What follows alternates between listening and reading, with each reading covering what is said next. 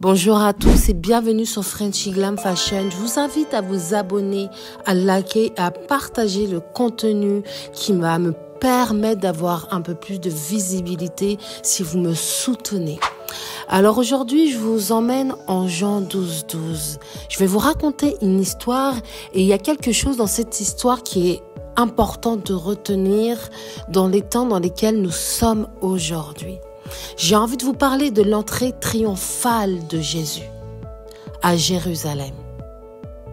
Le lendemain, une foule nombreuse de gens venus à la fête ayant entendu dire que Jésus se rendait à Jérusalem prirent des branches de palmiers et allèrent au-devant de lui en criant « Hosanna ! Béni soit celui qui vient au nom du Seigneur, le roi d'Israël !» Ce qui est intéressant de voir, c'est les gens qui prennent des feuilles, des branches de palmier et allèrent au-devant de lui en criant Hosanna.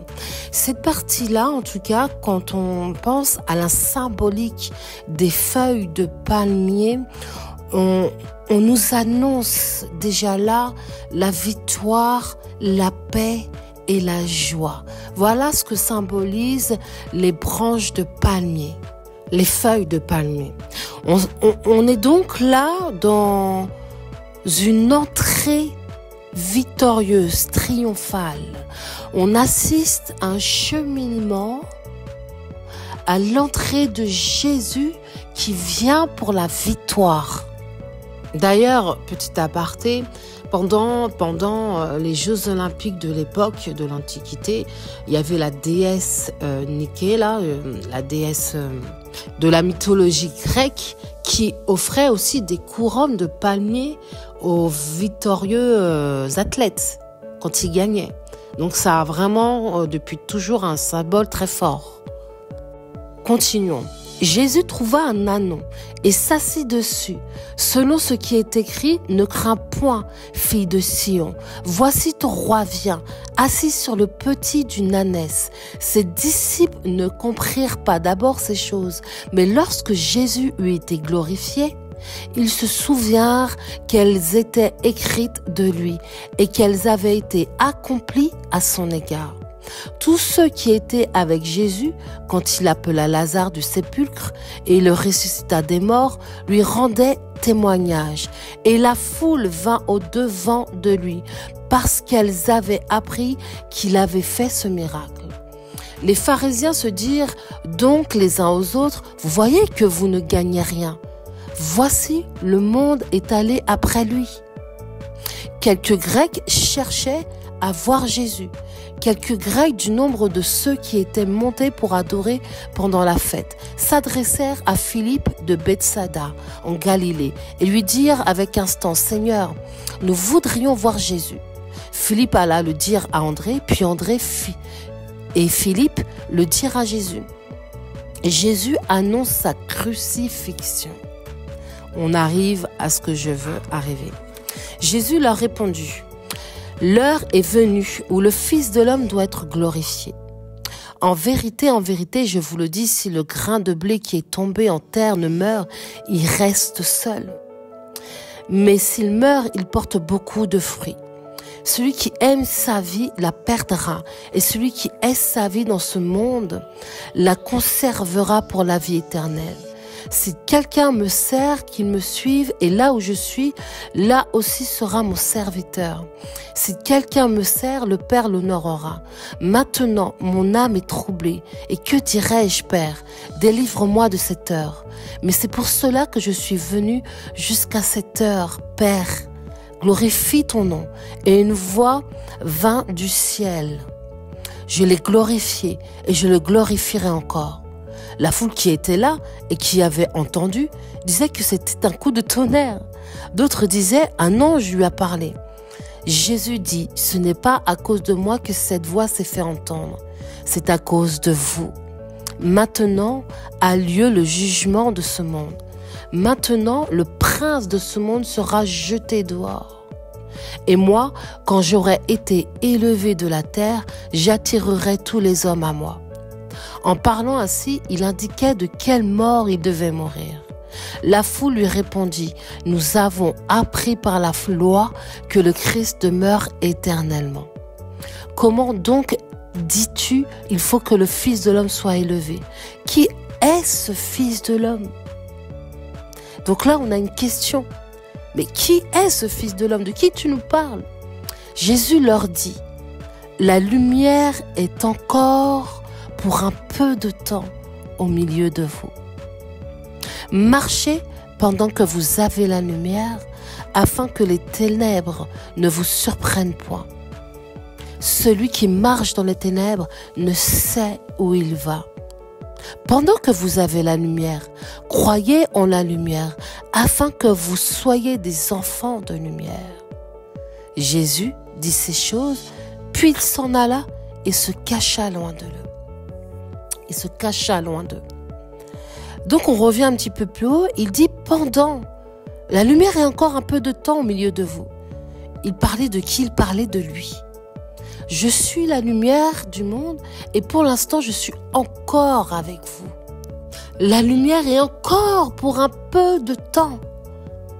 Et là, il était déjà en train de préparer les gens à leur dire « Je connais ma fin et je sais que je vais finir à la croix. » Et pendant que moi, la lumière, je suis encore un peu de temps au milieu de vous, marchez pendant que vous avez la lumière. Croyez, observez, regardez, afin que les ténèbres ne vous surprennent point.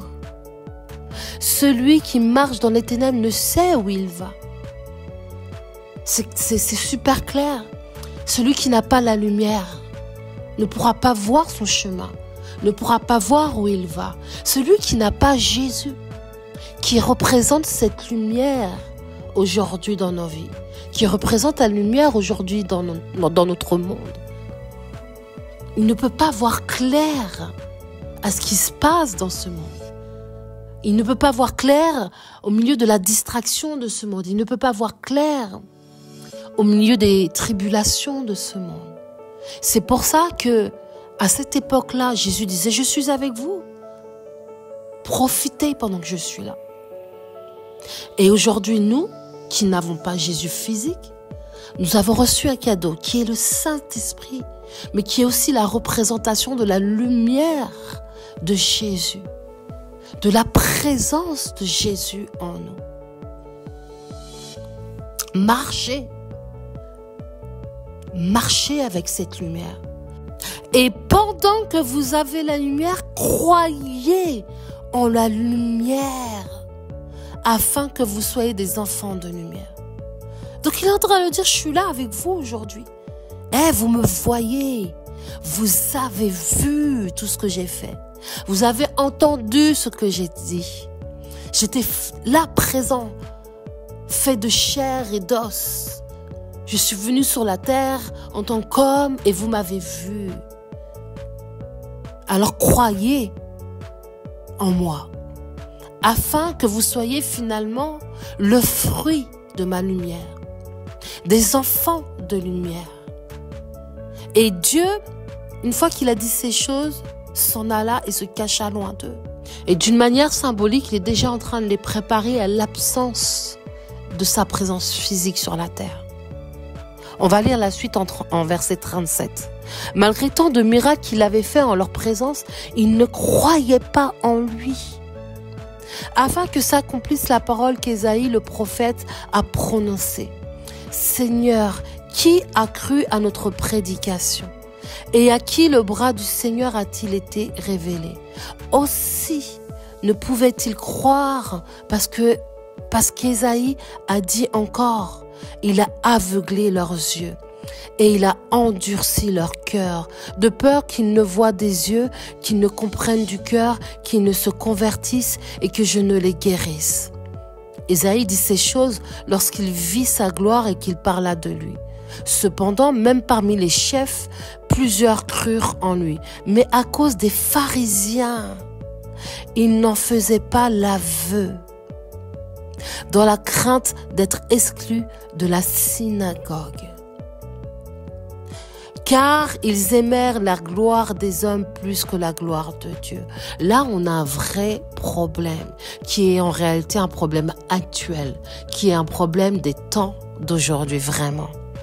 Donc, on a plusieurs chefs qui, à l'époque, croyaient en Jésus. On a vu Nicodème qui, dans son cœur, dans son esprit, croyait en Jésus.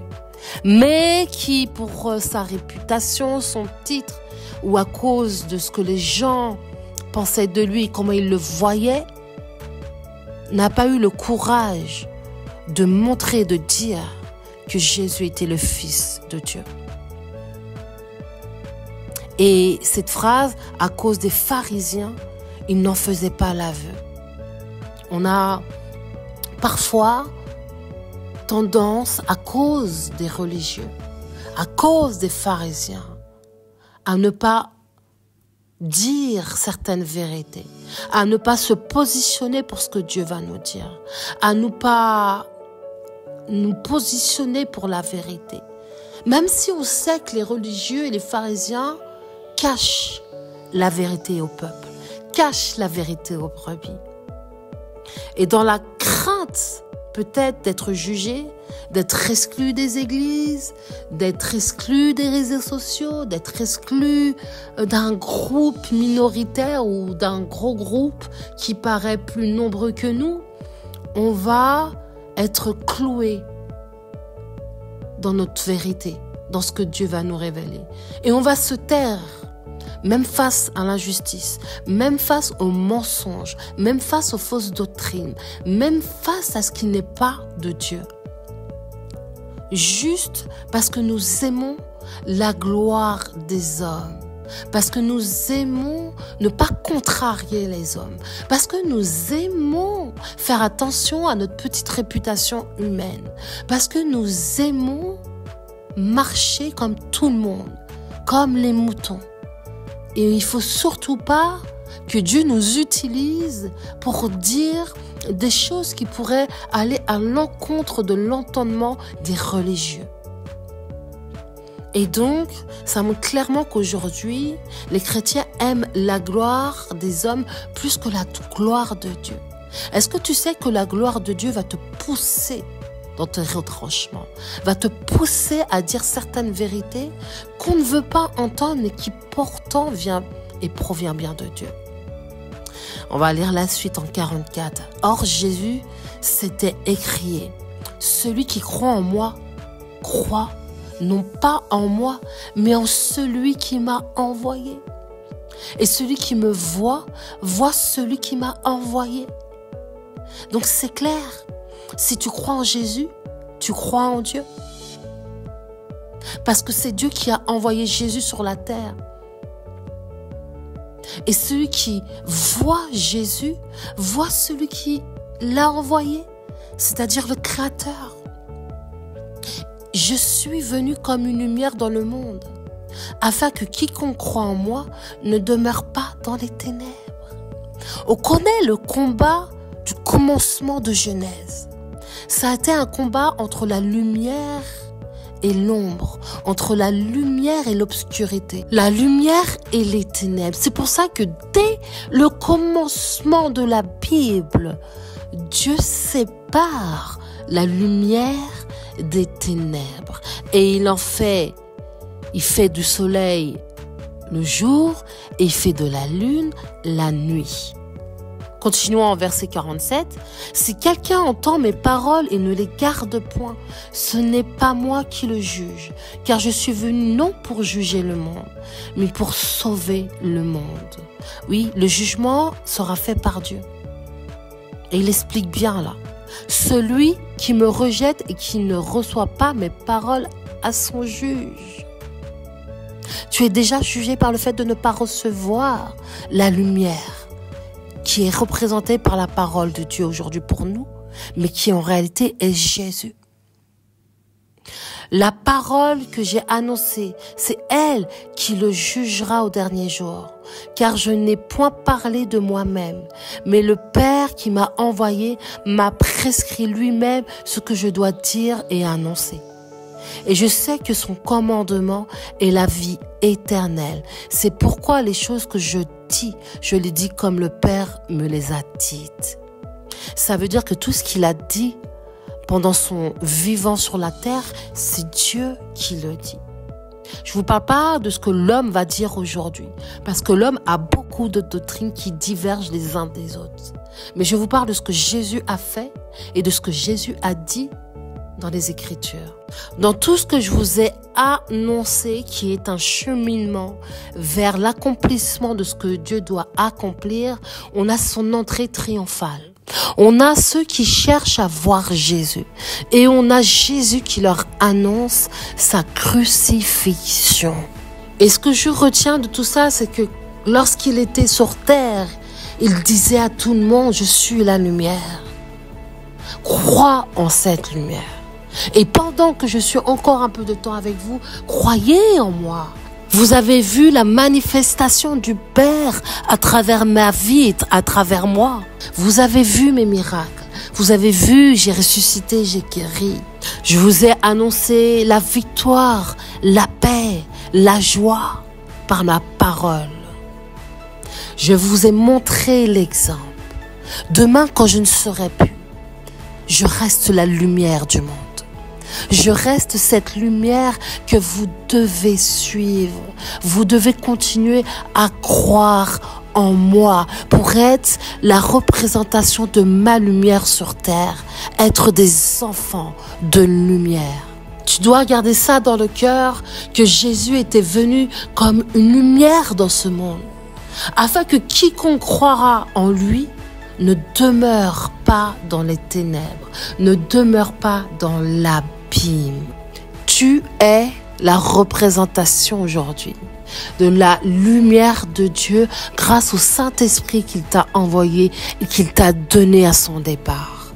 Tu es la lumière.